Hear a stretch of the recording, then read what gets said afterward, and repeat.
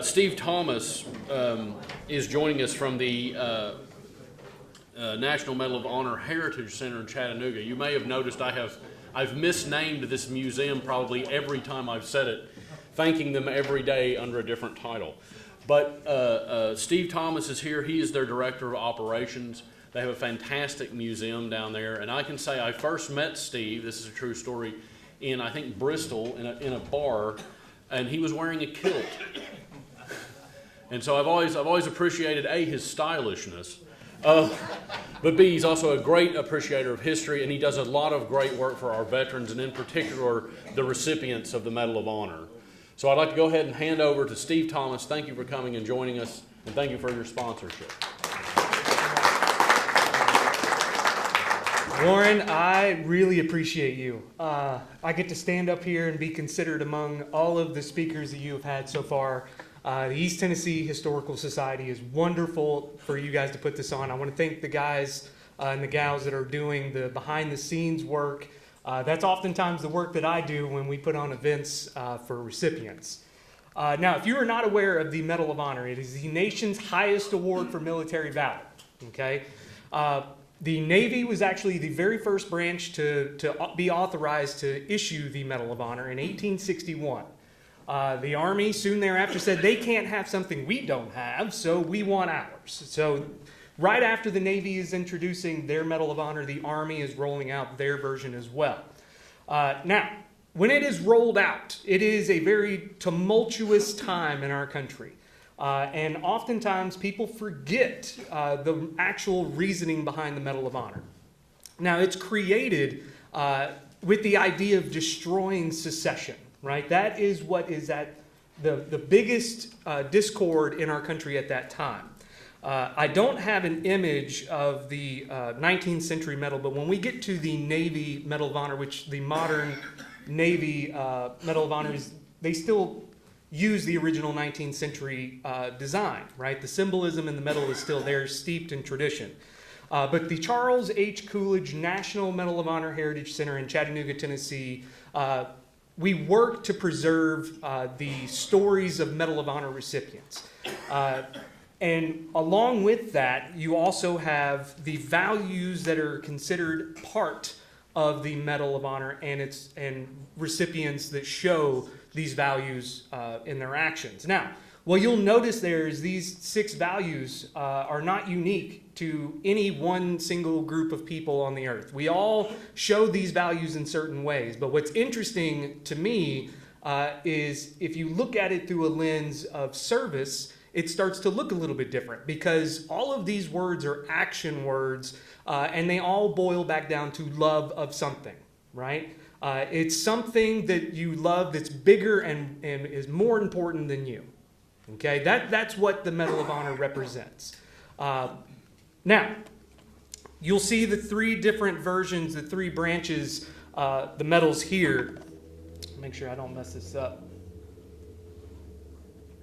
Anyway, on the Navy Medal of Honor, you can see the original design. You'll see Minerva. She is the goddess of war.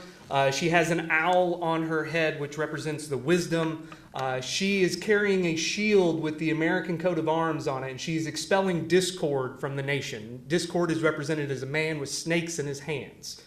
Now, these snakes are going to represent secession itself.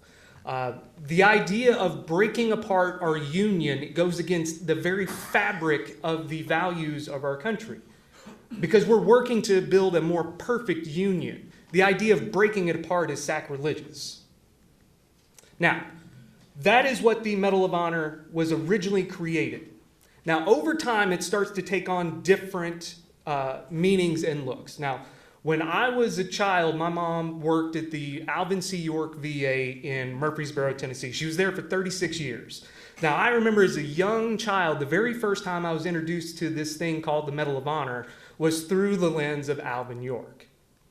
Most Tennesseans know Alvin and his story, but most don't realize what he did after the war. And that is something that inspired me to continue learning more about the individual. Because if you just read their citation, you are reading about the worst day of their lives. How did they get to that point? What did they do after? Now, for York, leading up, being a pacifist before the war, conscientious objector, being convinced by his cadre of trainers in his basic training that God was on our side to go and fight the Germans, he reluctantly chose to fight and pick up a rifle. Now, during his patrol, 16 other men took part in his patrol, but nobody ever really talks about them. There were actually other citations, Medal of Honor citations from that patrol that were swept under the rug by General Lindsay as he tried to gain more favor and build his reputation in Europe. But in 1917, there was a committee formed that are going to perform what is known as the Great Purge in Medal of Honor history.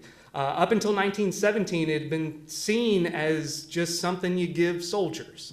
And in fact, there was a company commander that had a friend at the War Department. In the 1880s, he recommended his entire company for the Medal of Honor, and they received it, every single man. So they started going through and putting standards to what is valor. Okay? And in doing so, they purged 1,000 medals off the record, and eventually one is going to be reinstated. But that is Dr. Mary Edwards Walker, the first and only female currently to have received the Medal of Honor for her actions during the Civil War. Now, once they start adding these stipulations and different standards to valor, you start to see the number of recipients from each conflict drop, right? Because it goes through a very strenuous process. Now, and for World War II, you have 473 Medal of Honor recipients. We're going to focus on 3 of them today that called Tennessee home. One of which we derive our namesake at the center, Charles Coolidge, who is originally from Signal Mountain. Paul Huff, who is originally from Cleveland, Tennessee, just right up the road from Chattanooga. And then Alexander Bonnyman, Jr., who is a native Knoxvillian. Okay? All 3 of these men have different varying degrees of service, right? And that's the way we should be looking at the Medal of Honor, not necessarily through the eyes of heroics, but through the eyes of service. Okay, so keep that in mind, because I oftentimes believe and hope that by the end of my talk, you will see that these recipients are the best representations of their communities. It's not necessarily them. It's the values that they carry with them throughout their lives, right? Now, we're going to start with Charles Coolidge. Now, he's born in Signal Mountain in August of 1921. Small family, but he did grow up watching his mom run the house. Okay, his father owned a printing press in Chattanooga, and he would be gone before the sun was even up. And Charles's parents were adamant that education was very, very important. So they did not make him work during his school time, but during the summer months, he would oftentimes help at the printing press. You can see he was an avid fan of baseball. He played baseball all through high school at Chattanooga High. He graduates in 1939. Now, after he graduates, he immediately starts working with his dad at Chattanooga Printing, where he's learning the trade of running a printing business.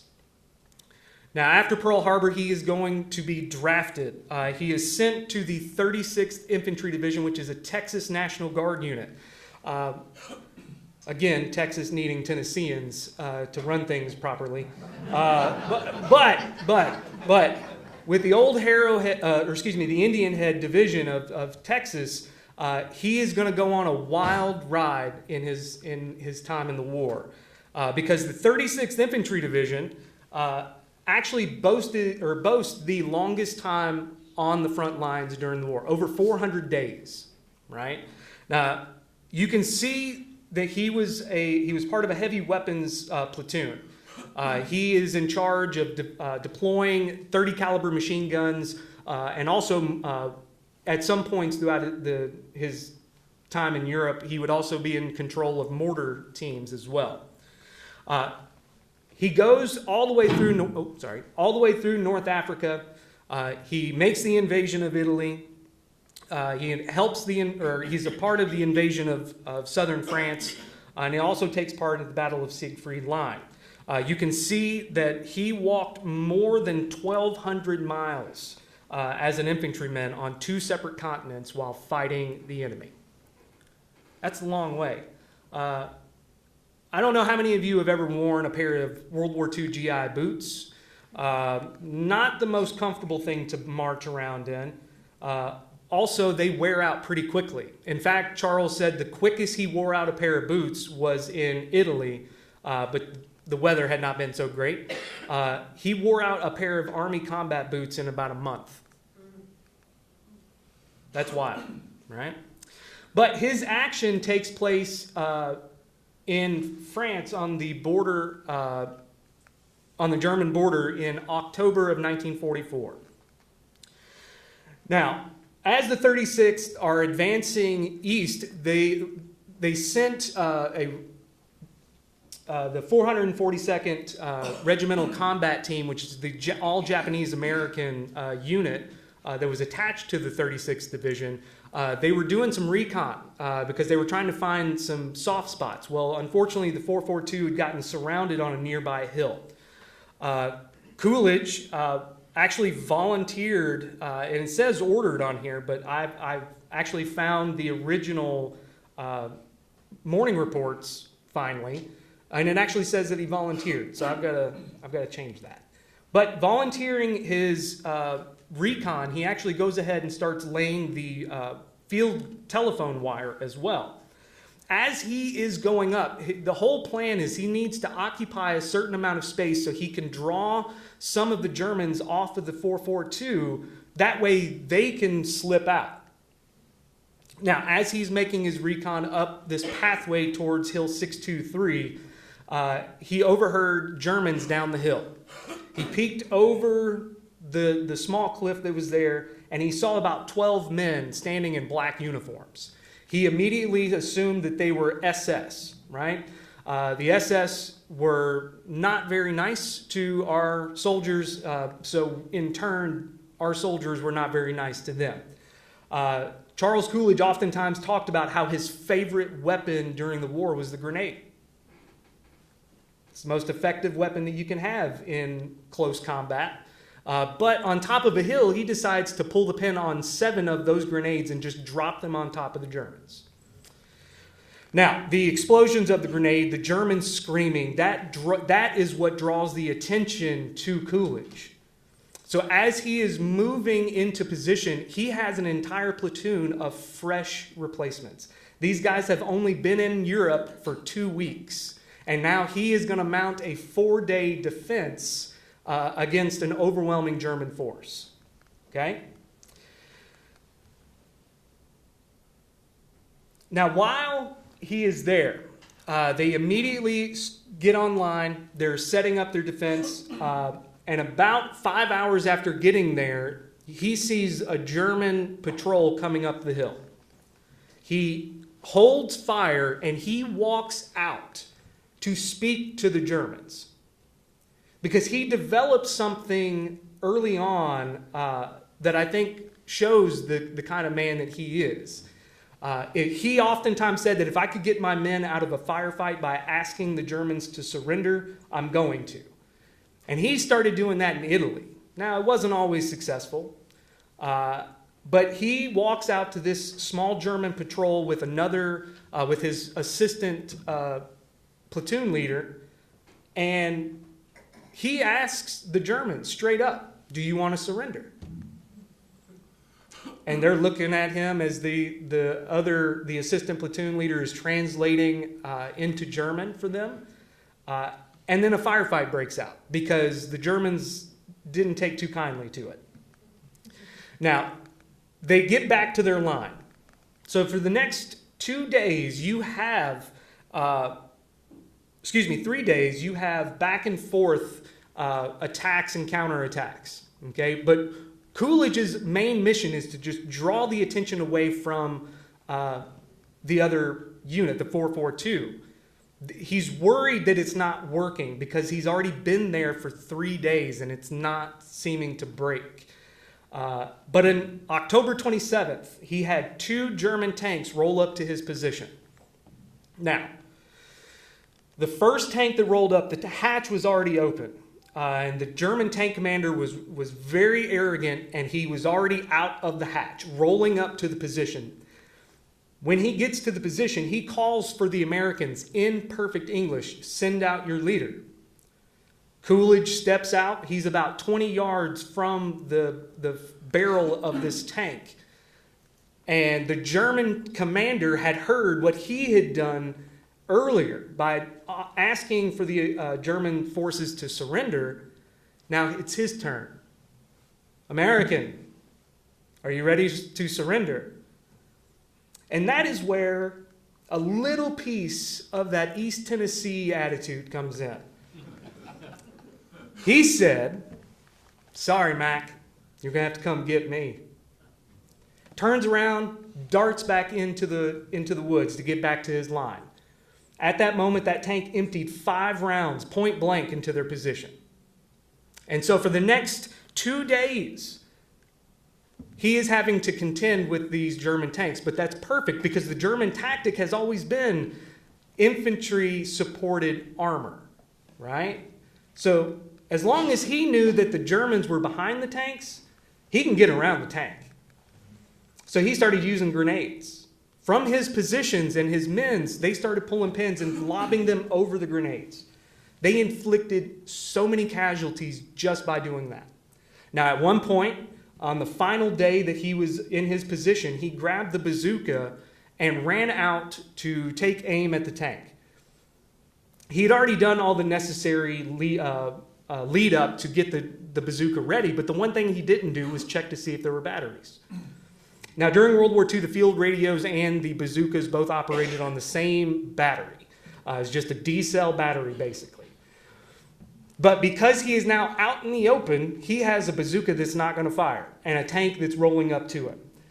It was about that time that his assistant platoon leader, George, who is from Long Island, actually was able to come out, throw grenades at the tank or smoke grenades at the tank to give him cover to get back. Now, Charles always said that George deserved a Medal of Honor for that. George never got recognized, but we now know George's name. So now you get to tell that story as well. Now, for Coolidge, he slipped out on the fifth night, the fourth night leading into the 5th day.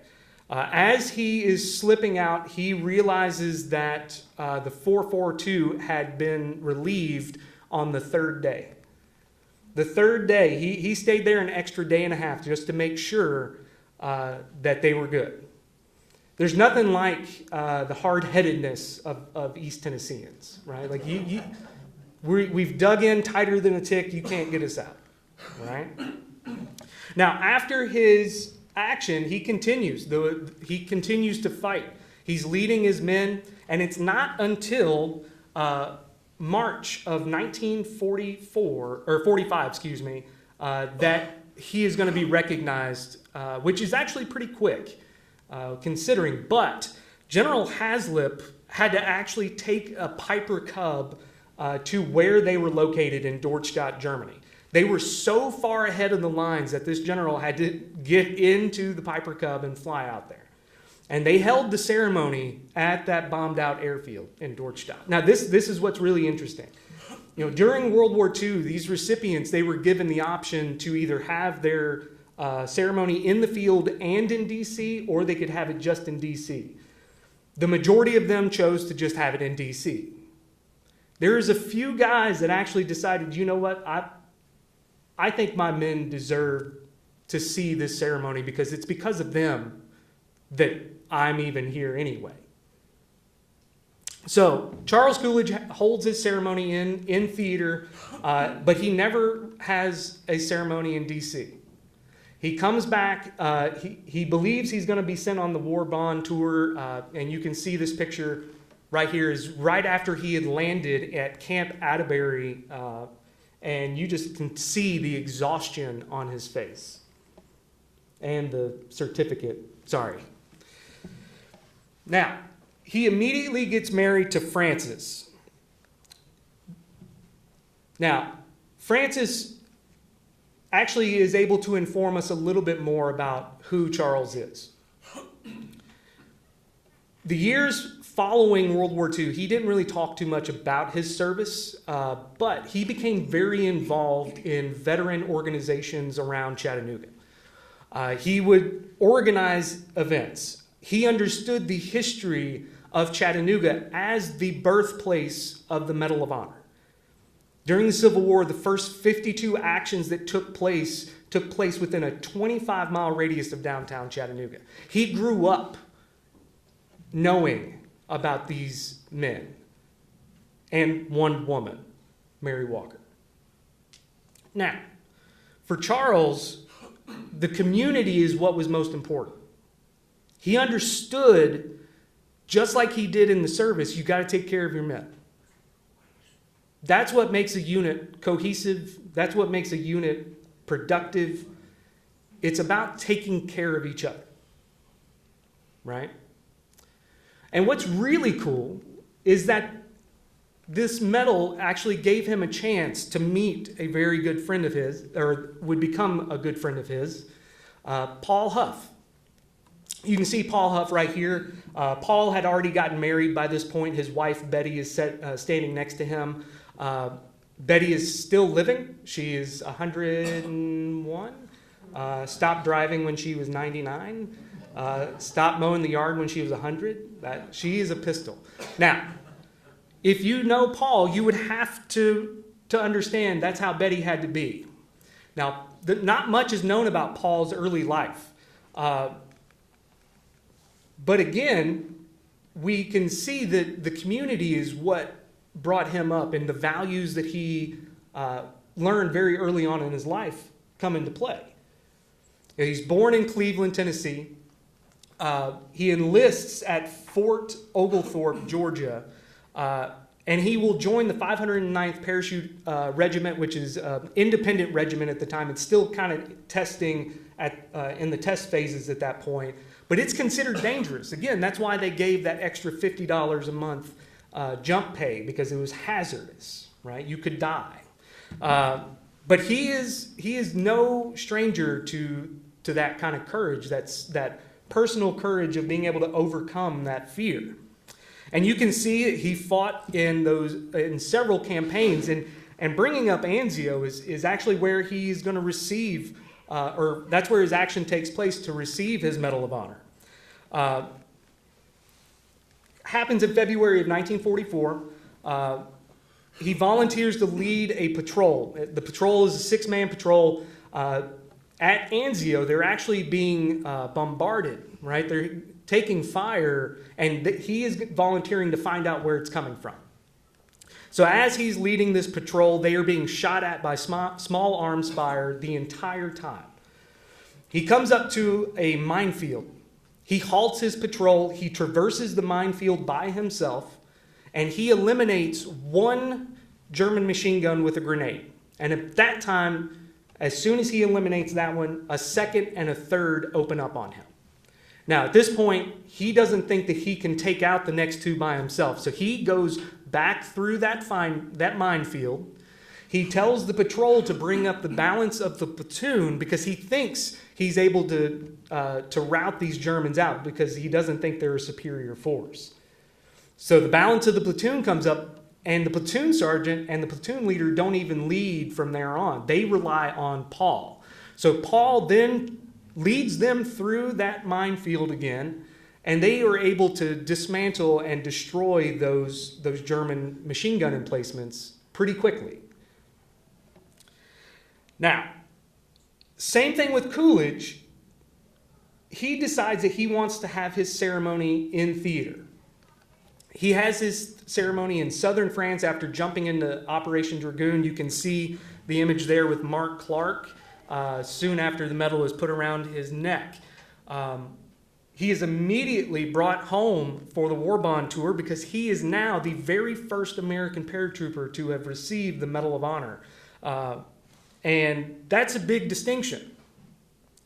And so in order to help the population understand what paratroopers do, the Army put on the Army Aerial Show, where they would travel around the country and do different aerial demonstrations, whether that's through aircraft or, like in Paul's case, do demonstration jumps of how paratroopers are deployed into combat. And you can see that picture right there in the middle. That is moments after Paul proposed to Betty. He proposed to her as he was getting on the plane to do a demonstration jump in California. Pretty cool. Yeah. But what's really cool about Paul, and it was what's different than Coolidge, is that his time, his service was going to continue, whereas Coolidge's military service ended. He just started a different kind of service to his community. Paul stays in. He has an amazing career in the United States Army. You can see this first picture on the left. You'll see this is in 1958. 58. That is President Eisenhower. Paul Huff is the representative, the Medal of Honor representative, bestowing the Medal of Honor to the Tomb of the Unknown Soldier for World War II. It's pretty cool. Tennessee Medal of Honor recipient. World War I Medal of Honor recipient that was going to represent Alvin York. It's pretty cool. And that right there was the beginning of a wonderful friendship too. Huff and Alvin York became very close friends. But for Paul Huff, once Korea kicked off, he was not allowed to go. He was just serving in Washington. But by the time we get to Vietnam, he is now the command sergeant major of the 101st Airborne at Fort Campbell. The 101st is about to be deployed to Vietnam. And he knows that they're going to try to keep him from going. So he volunteers. He goes to D.C. He still has friends in D.C. from when he was fighting in World War II that remember him, such as Bradley. So he contacts his old connections, and he asks, please let me go do one more tour duty in a combat zone. They reluctantly said yes, but they put two stipulations on him. One, he had to retire immediately after returning after his tour of duty. The second one, he was not allowed to go beyond the wire once he was in Vietnam. I don't know how many command sergeant majors you know. They're not the type to say, yeah, you guys go ahead, I'll stay here. If you think that he stayed behind the wire while his men went out on patrol, please stand on your head now. We don't have any evidence to show that he did, but it is very likely that he did. Because he was a wild man, right? He was tough. Now, Huff will retire after he does his tour of duty in Vietnam. He goes home to Clarksville. He retires in Clarksville. He moves back to Cleveland, Tennessee in the late 80s. And then he is going to pass away quietly in 1994. Now, for that small amount of time that he is living in Cleveland, he plugs himself into the veteran community. By this point, Chattanooga its veteran community continues to grow. And even today, we have the second largest VVA chapter, the Vietnam Veterans Association chapter in the country, VVA 203. So that veteran community can draw its lineage right back to these men and the work that they did laying that groundwork, getting the community, the civilian community population involved with the veteran population as well. So for Coolidge and for Huff, the different lessons and values that they had brought from their communities, Coolidge as a kid was very resourceful. He looked to take care of people all the time.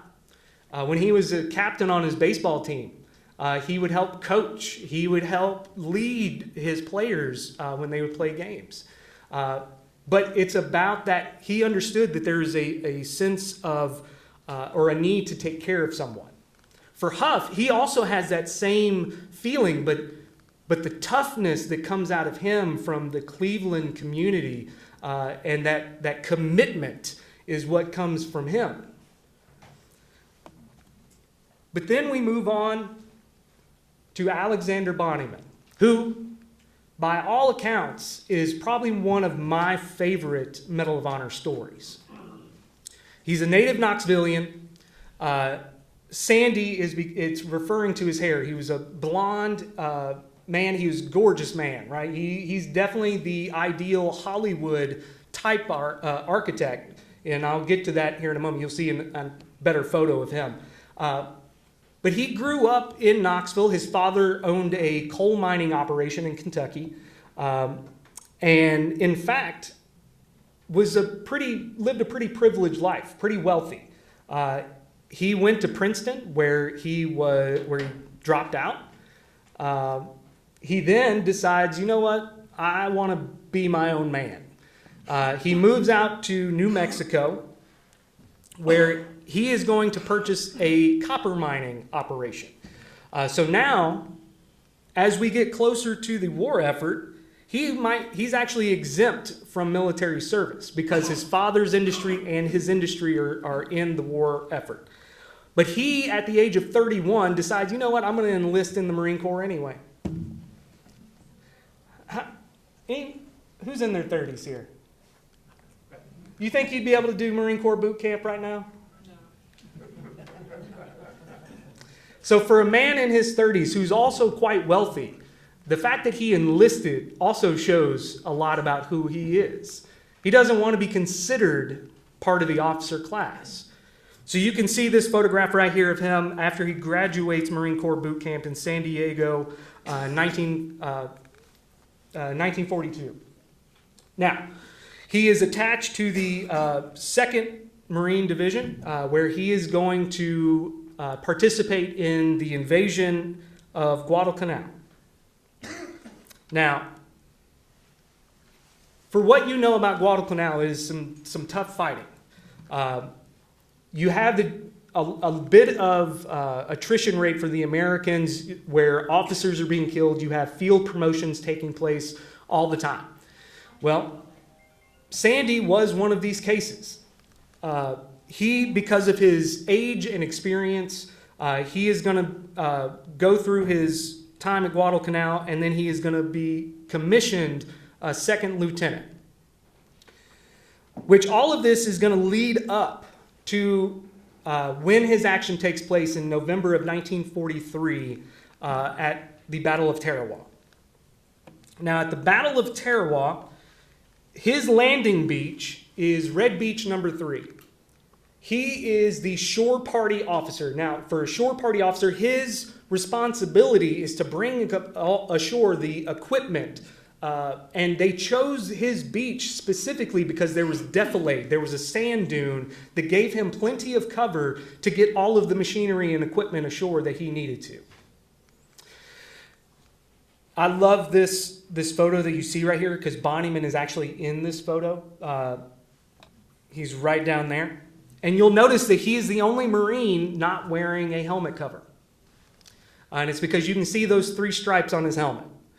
Those 3 stripes represent the beach that he was landing on, because previously at other islands, once they were invaded, you had so much confusion that you had shore party officers being pulled to be pushed into somewhere else, and now you have no one controlling the equipment coming ashore.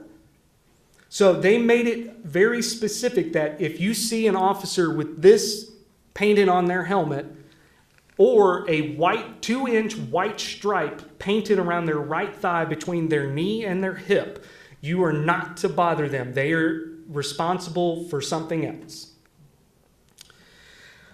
Unfortunately, that defilade that he is the reason they chose his landing beach was the Japanese headquarters bunker. Aerial reconnaissance didn't pick up that. So you have Marines on the other side of the island getting stuck 500 yards out in the lagoon, having to wade ashore, being raped, and they can't do anything because of this bunker. So, throughout the next couple of days of this invasion, there's another better picture of the bunker. You have Bonnyman trying to devise a plan, even though he's being told to sit tight. Tennesseans don't like waiting. If we see a problem and we think we can fix it, we're going to try. Now, for Bonnyman, the way he was planning on doing this is he noticed the ventilation shafts on top of the bunker.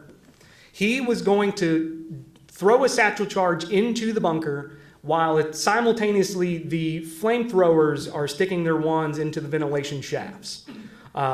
Unfortunately, that's not how it's going to go. Now, we're very thankful that we have these photographs of Bonnyman at Tarawa. He's actually the very first Medal of Honor recipient to have his action recorded on film. Documentarian Norm Hatch was embedded with Bonnyman's unit because, again, it was planned that that landing beach was going to be safe. So Norm Hatch is making a documentary about the invasion of Tarawa, and he is capturing something quite unique. He is capturing Bonnyman organizing his men during his action. Now, you don't see his death, but you do get to see him lead his men confidently as they try to eliminate this bunker. And I actually have it for you right here.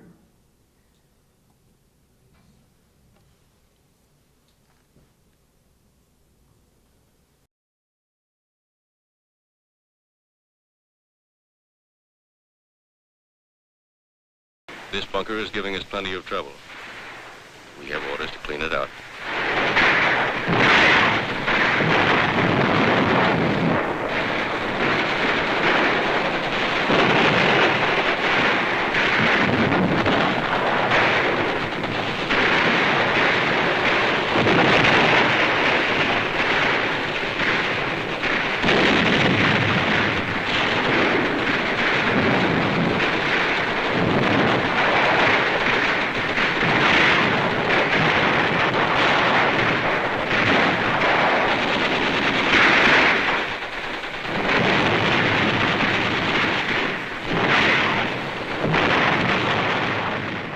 The testimony is that he saw Bonnyman ordering the flamethrowers up on top of the bunker as he was giving them cover from top of the bunker.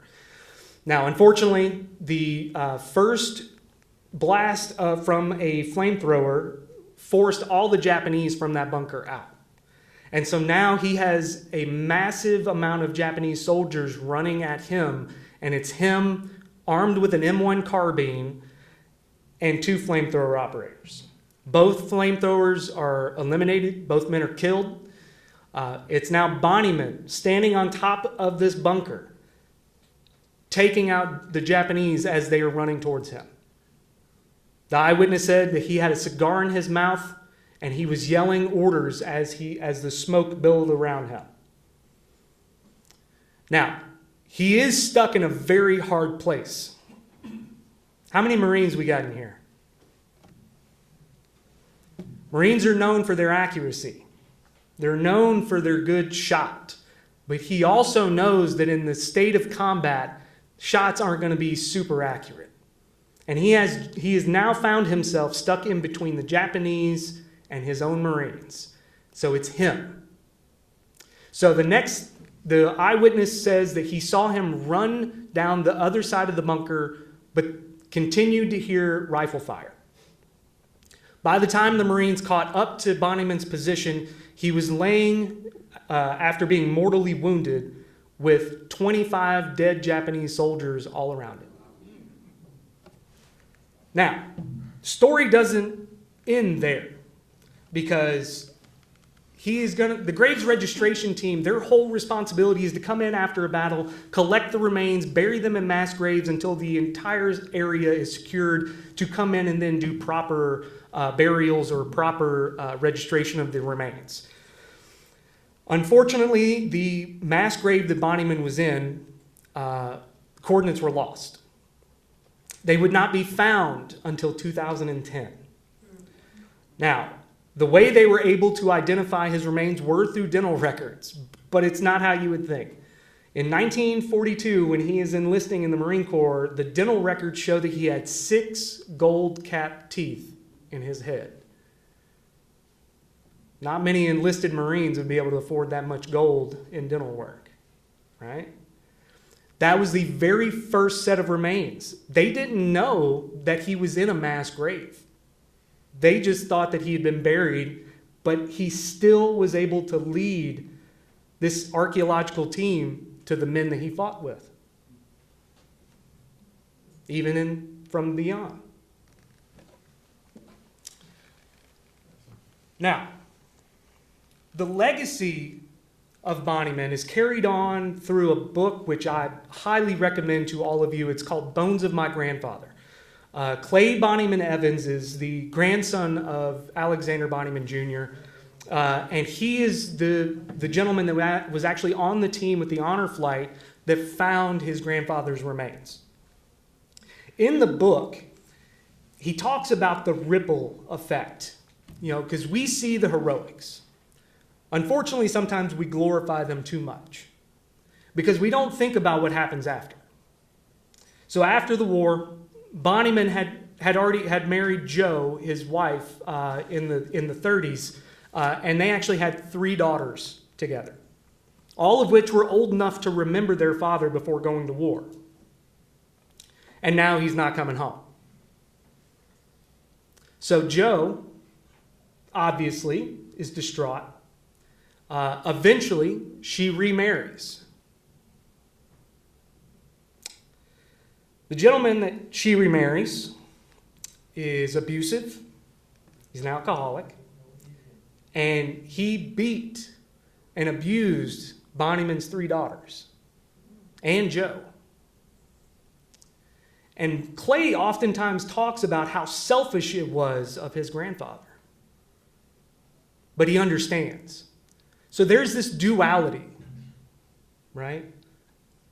Upset that you made a selfish decision in combat, but also the fact that if you didn't do that, so many more men would have died. That shows me that Knoxvillians know how to make tough decisions.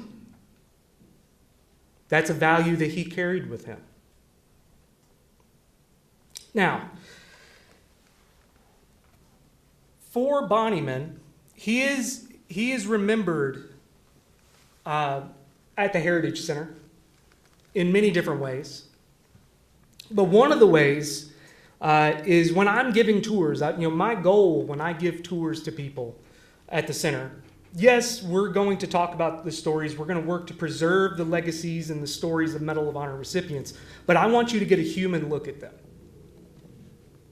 Because far too often our country focuses so much on the hero aspect that we lose sight of the humanity of it. Because, this is the greatest generation. I don't think it's the courage that made them great. I think it's the devotion to others that made them great. Maybe that's the lesson from the greatest generation. So you now have your orders. Take care of your men. See them through. Thank you all very much. And thank you.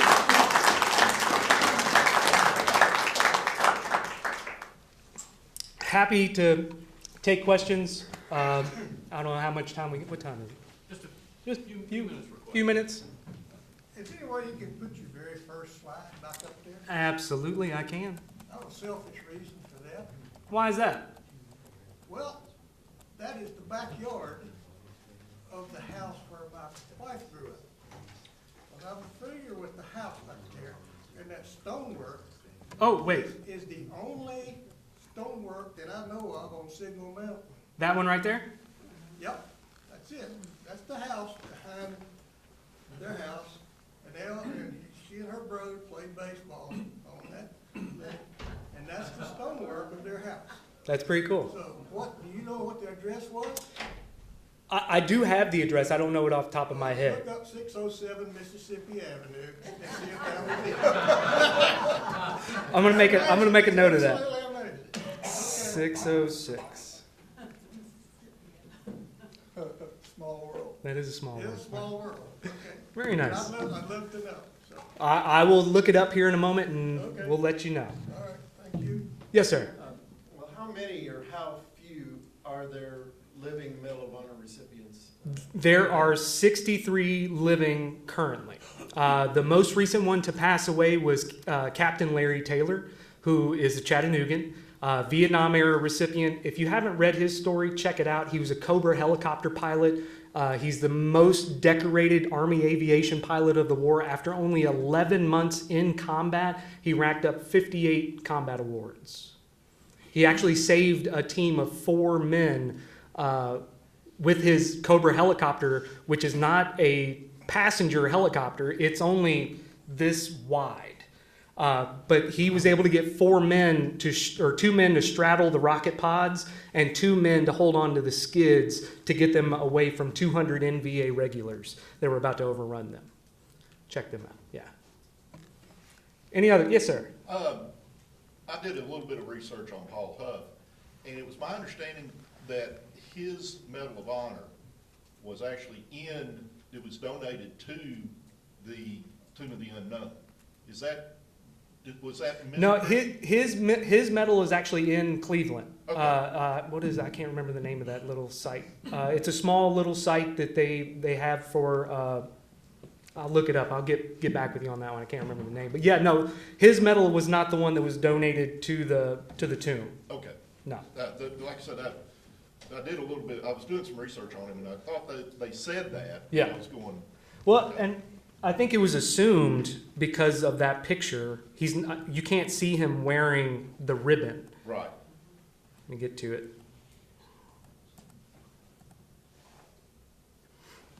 Yeah, you can't really tell, but he is wearing the medal around his neck. Okay.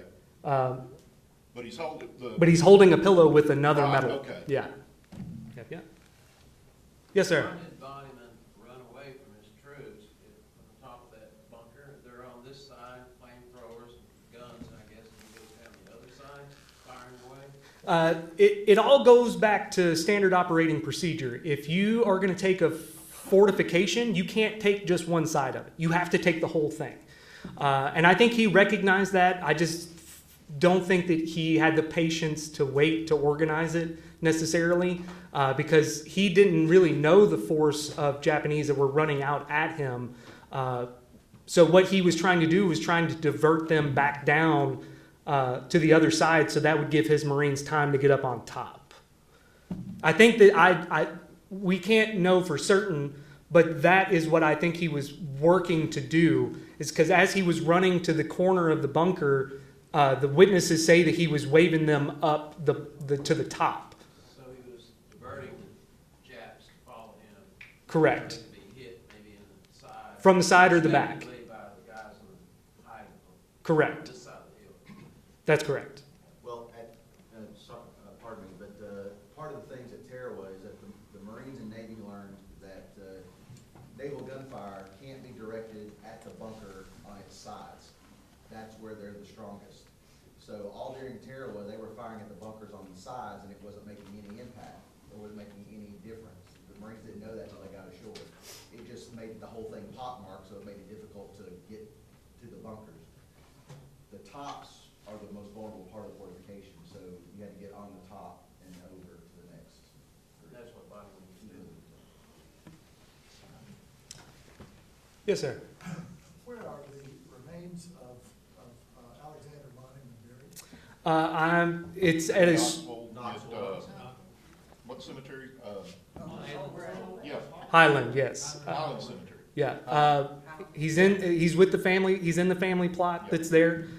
His remains were found in 2010, along with 25 other Marines in that mass grave. They have, from what I understand, have now all been identified and all have been repatriated and have been buried in their respective homes. So yeah, it's you can go right out to the Highland Cemetery and see Bonnyman's gravesite today. What happened to the copper mine? The copper mine was actually sold by Joe, and she used that money to send her daughters away from her new husband. She got them as far away as possible. And again, like if you read Bonnyman's book, Clay's book, he's a trained journalist. He is a wonderful writer. But he paints this wonderful picture of growing up, knowing who this man is, but they don't talk about him as the black sheep like he was. I mean, his brother, George, Alexander Bonnyman's brother, George, by all accounts, would be considered the picture-perfect soldier. But Bonnyman, or Alex, he's the black sheep. He's the wild card. And that's oftentimes what I have found in studying recipients. And in fact, a Global War on Terror recipient who has said, I can quote him, but I cannot say his name because he has an image to uphold. He said, we were all shitheads. Because think about it, you can't make these kinds of decisions without some kind of life experience, right? For people that are sheltered their entire lives, being able to make a life or death decision, they don't know how to do that. It's those guys that have done things, that have made bad choices, that have learned to live with those choices and been able to move forward. Those are the men that are able to actually make change happen. Right? One more? Go ahead. For the Paul Huff Medal of Honor, could it be at the museum center at 5 points? 5 points. That's where it's at. Thank you, sir. He's from Cleveland. Aha! Yay. Very nice. Very nice. Thank you. Whose point? Oh, yes, sir. I think I had heard that Sandy Poneman at one point was also active with the OSS. Is that accurate? Not accurate. He was not part of the OSS. He had been approached, but the reason they wanted him was because he looked Hollywood. And they felt that they could use that to their advantage. But he never actually worked with them because he's like, I've got men to lead. I'm not doing that. So he was a wild card, and it's kind of surprising that he turned down the OSS. But I think it's because he enjoyed the camaraderie of his Marines more. So, thank you all so very, very much. Thank you.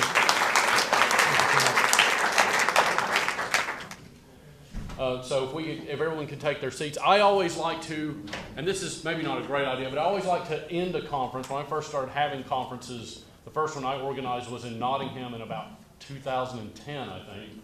I always like to have a sort of final session that's real brief, where we sort of make sure it's been a successful conference, and we kind of just sort of talk about things and go over things. So when I started, I listed a few of the objectives that I had for the conference. And a few of them I think that I think I can knock off the list. The first was we were commemorating D-Day, and I feel like that's been very successful. We were commemorating the anniversary of Churchill's birth 150 years ago, which I feel like was successful. We were celebrating the birth of my father 70 years ago, which I feel like has been successful.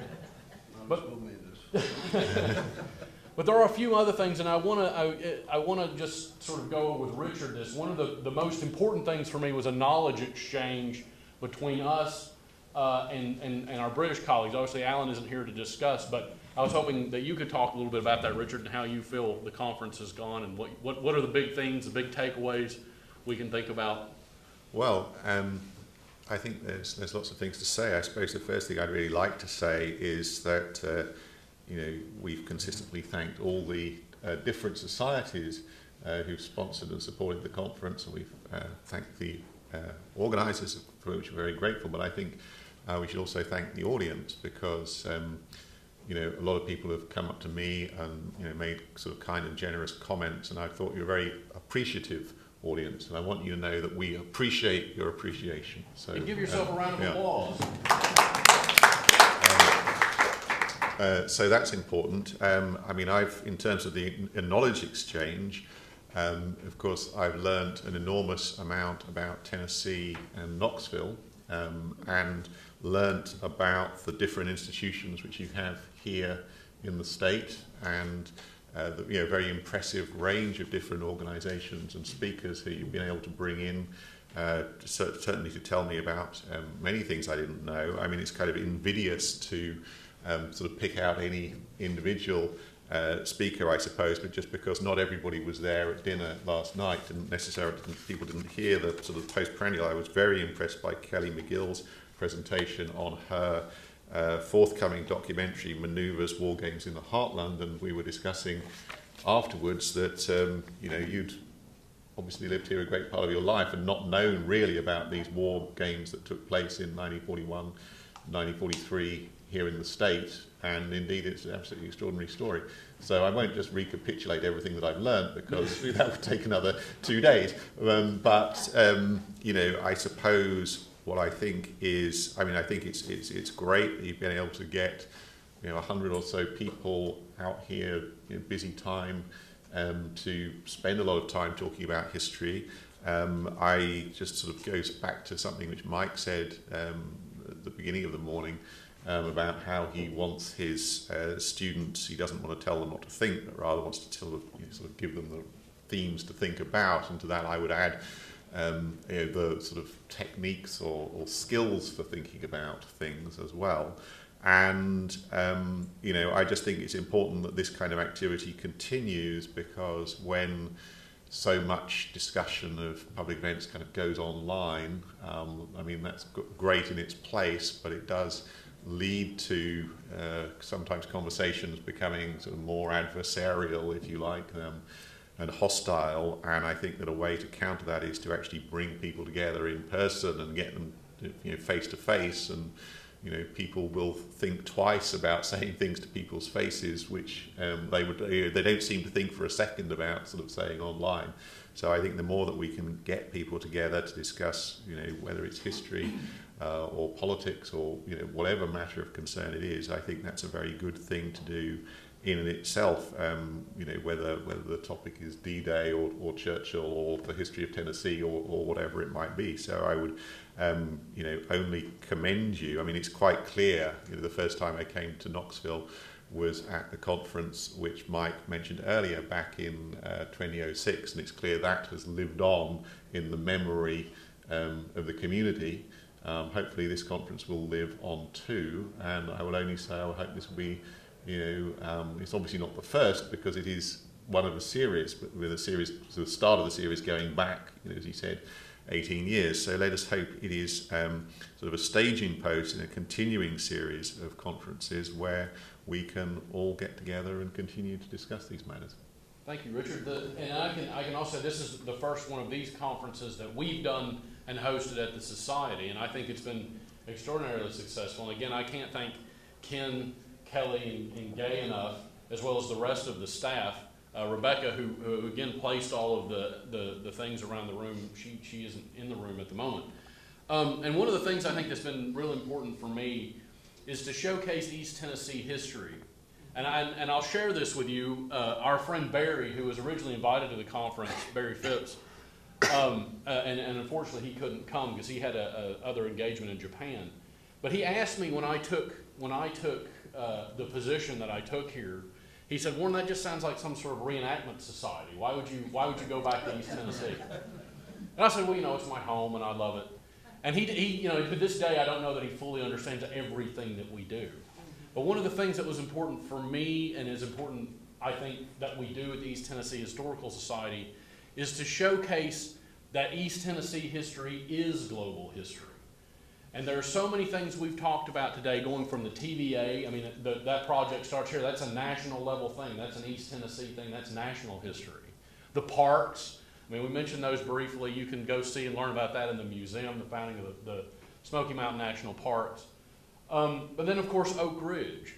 And Oak Ridge, even today when Stephen Fritz was talking about it, it's remarkable. This changed the outcome of the war. Without the atomic weapons, the outcome of the war could have been, there might have been a separate peace made. There's all sorts of variables that we'll never know, and I'm not going to sit up here and play what if, but Oak Ridge, East Tennessee, changed the course of human history forever. And so I always like to say East Tennessee history is global history. This is a part of who we are. We changed the world here. And I think that's important to take note of and to commemorate and to be proud of. And as an East Tennessean, whether I'm in Cambridge or Aberystwyth or Japan or the other places I've visited, I like to think that we're out there being ambassadors for East Tennessee and changing the world. So I really love that. And I can say, I mean, I hope that this is the beginning of a tradition for East Tennessee where we host these types of conferences more and more. We'll do other partnerships, the Howard Baker Center. I mean, we'll continue to grow this because I think we've had such a positive response from the community and from the historical community and the academic community. So I'm really, really excited to see where the future of history takes us.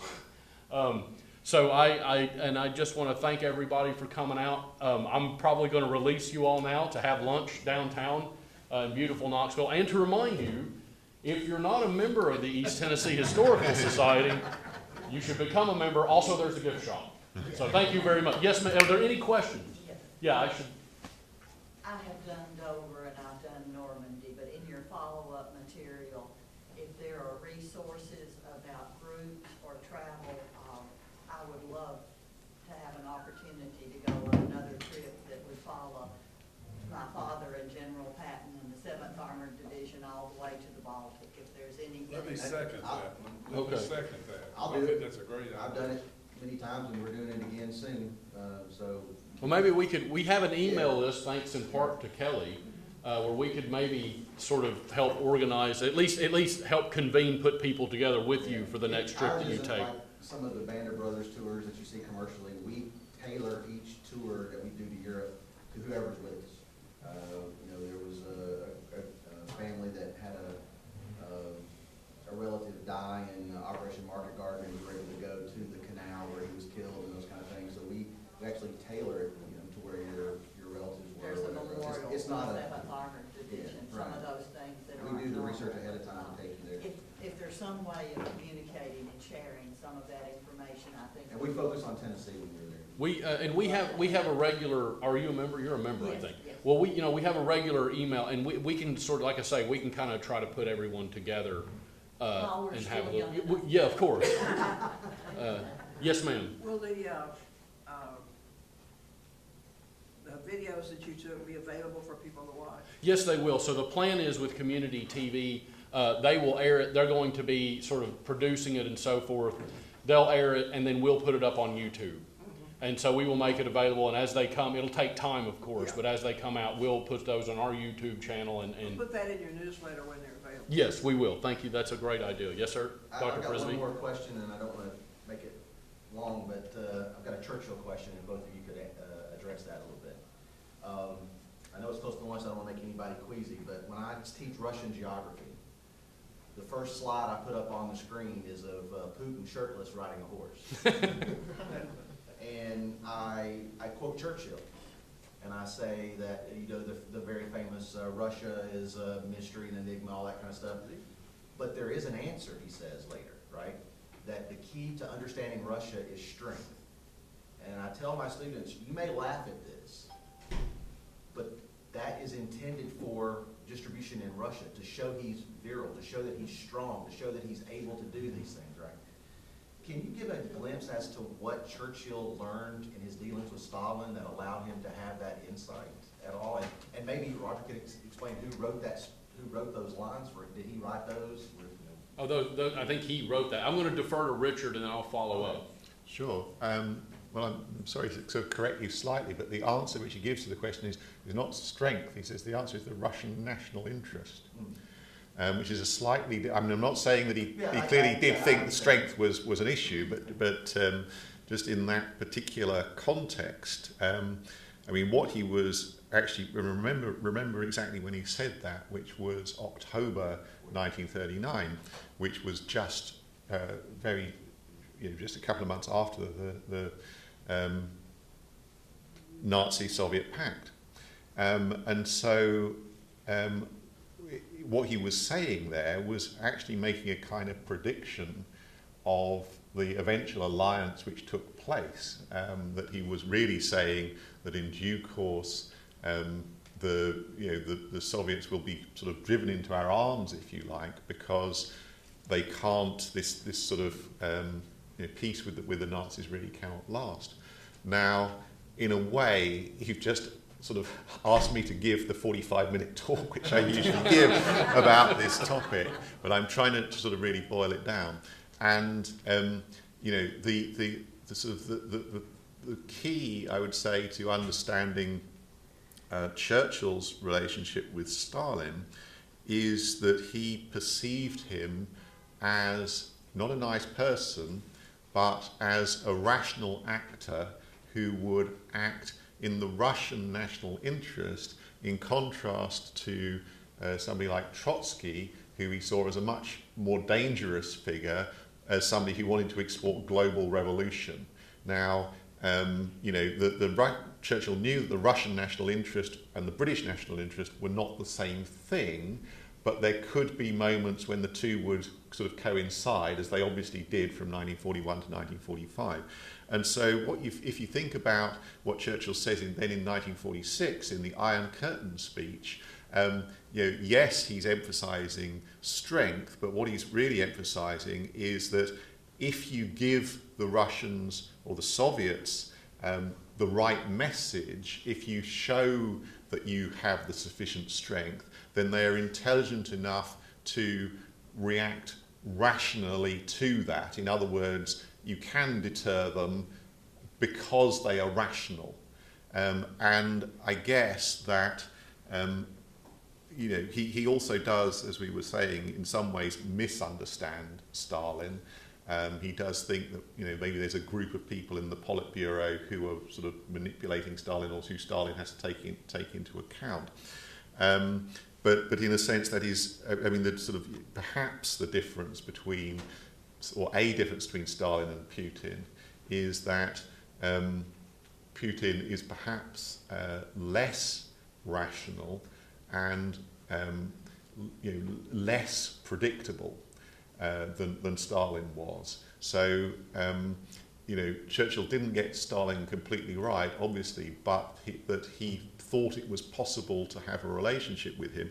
And I would sort of just concluding note that although in retrospect, for a long time, you could look back at the early years of the Cold War and say, well, this is the Cold War is kind of a terrible disaster, and it obviously wasn't great.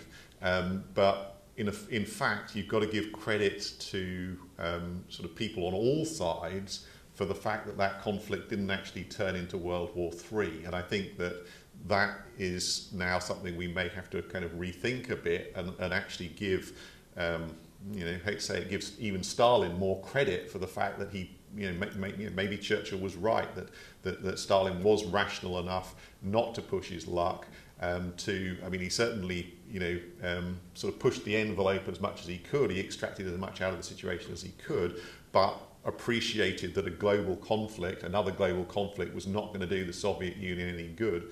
And so that actual restraint on both sides it would be kind of nice if Putin was showing some of that now.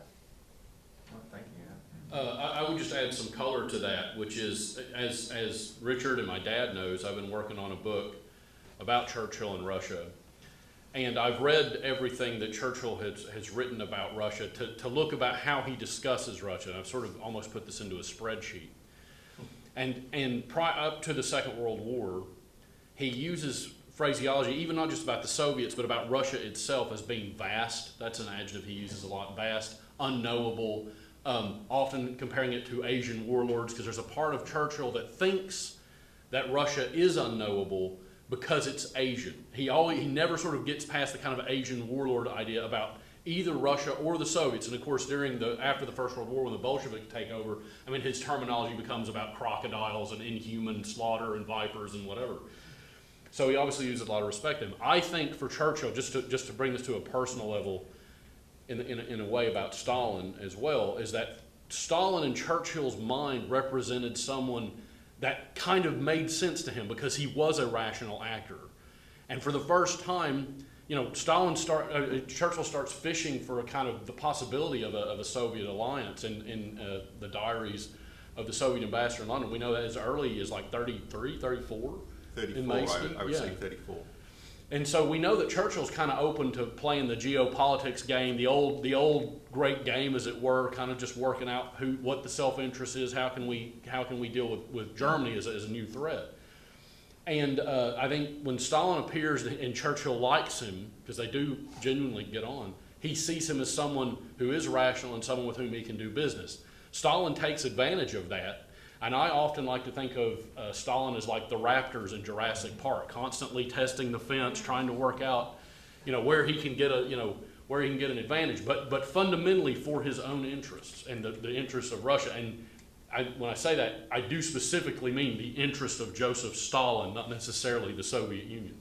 So if that adds some more color to what you're saying. Are there any other questions before you guys go to lunch? Well, thank you all for attending this conference. It's been a tremendous amount of fun. I hope you have a great day. Thank you so much. Thank you all. Thank you. Yeah, thank you, Richard.